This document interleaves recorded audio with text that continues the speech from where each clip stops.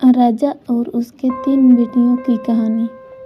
बहुत समय पहले एक राजा था जो खुद के बारे में सोचता था कि वह बहुत ही नेक सोच, दयालु स्वभाव और दरियादिली है।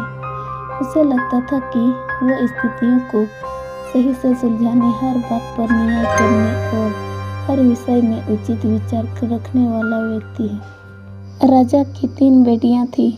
एक दिन उसने अपनी बेटियों को बुलाकर कहा, मेरे पास जो भी है वह सब तुम्हारा है। तुम तीनों को मुझसे ही जीवन मिला है। मेरी इच्छा अनुसार ही तुम तीनों का भूत, वर्तमान और भविष्य बना हुआ है, जो आगे भी ऐसा ही बना रहेगा। मैं ही तुम तीनों का भाग्य बनाता हूँ। राजा की यह बात सुनकर उसकी 2 बेटियां ने शांत मन से राजा की बात में हामी भर दी, लेकिन तीसरी बेटी ने ऐसा नहीं किया। उसने कहा, नहीं, मुझे तो नहीं लगता कि आपके हाथों में मेरा भाग्य है। राजा यह सुनते ही गुस्से में आ गया। उसने अपनी तीसरी बेटी की कही बातों को एक चुनौती के रूप में स्वीकार किया। उसे खुद को अपनी तीसरी बेटी के सामने सही साबित करने की ठान ली और उसे जेल में बंदी बना दिया। इस वजह से राजा की तीसरी बेटी कई सालों तक जेल में ही बंद रही। राजा और उसकी बाकी की बेटियां राजसी जीवन जीते रहे। राजा मन ही मन सोचता है कि यह मेरा ही हुक्म है, जो मेरी जिद्दी बेटी जेल में कैद है। लोगों को भी यह लग रहा होगा कि राजा का ही हुक्म है, जो उसकी बेटी को ऐसा भाग्य मिला है। उसकी प्रजा के लोग भी यही सोचते थे।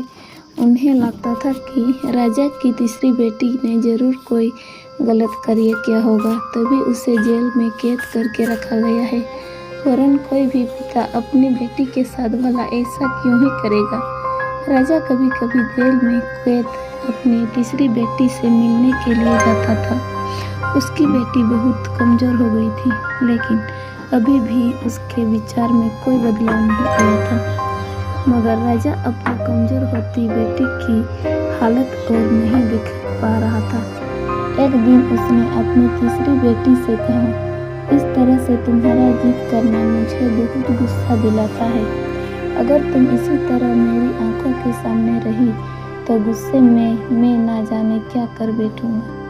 मैं तुम्हें मौत की सजा भी दे सकता था, लेकिन मैं एक अच्छे दिल का हूँ, इसीलिए मैंने सोचा कि तुम अब मेरी राज्य के पास के एक जंगल वाली जमीन पर जानवरों के साथ रहोगी। राजा ने आगे कहा, उस जंगल में सिर्फ उन्हीं लोगों को रखा जाता है जो मेरे आदेश का पालन नहीं करते।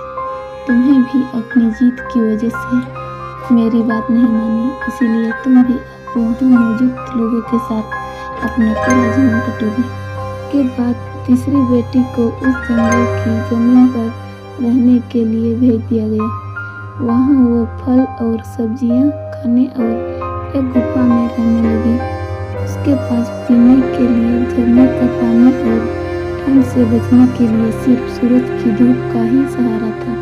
की खुली हवा में रहते हुए और फल फूल खाते खाते वो जल्द ही पूरी तरह से स्वस्थ हो गई। उसने वहाँ पर खेती करना भी शुरू कर दिया। गुफा को उसने घर की तरह सजा लिया था और खुशी खुशी वही रहती थी। एक दिन वहाँ पर एक भटकता हुआ राहगीर आ पहुँचा। उसे देखते ही देखते राजा की तीसरी बेटी से प्रेम हो गया और दोनों खुशी खुशी वही रहने लगे। उस जंगल में उन दोनों के अलावा और भी कई लोग रहते थे, जिनकी मदद से उन्होंने उस जंगल को एक शहर के रूप में बदल दिया। कुछ ही सालों में राजा की तीसरी बेटी और वो राहगीर उस शहर के राजा रानी बन गए।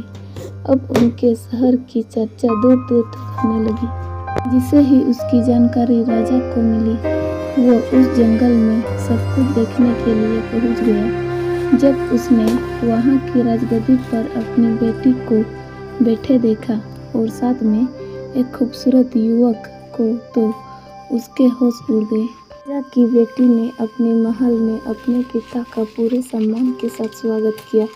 उसने अपने पिता से उसके बुरे पदार्थ फैसल के लिए कुछ भी नहीं कहा। जैसे ही राजा वहां बैठा, तो उससे एक आवाज़ सुनाई देने लगी जो कह रही थी कि हर इंसान स्वयं ही अपना भाग्य बनाता है, कोई अन्य इंसान किसी और का भाग्य नहीं बना सकता। इसके बाद राजा को स्वयं ही अपनी गलती पर पछतावा होने लगा और उसने अपनी सभी बेटियों को अपने भाग्य से आज़ाद कर दिया।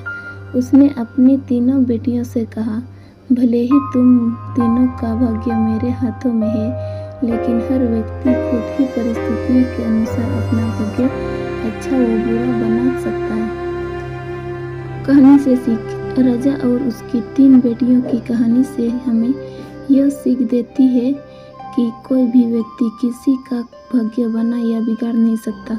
हमारा भाग्य स्वयं हमारे हाथों में ही होता है, जिसे हम अपनी सूझबूझ से बुरी परिस्थितियों में भी अच्छा बन सकते हैं।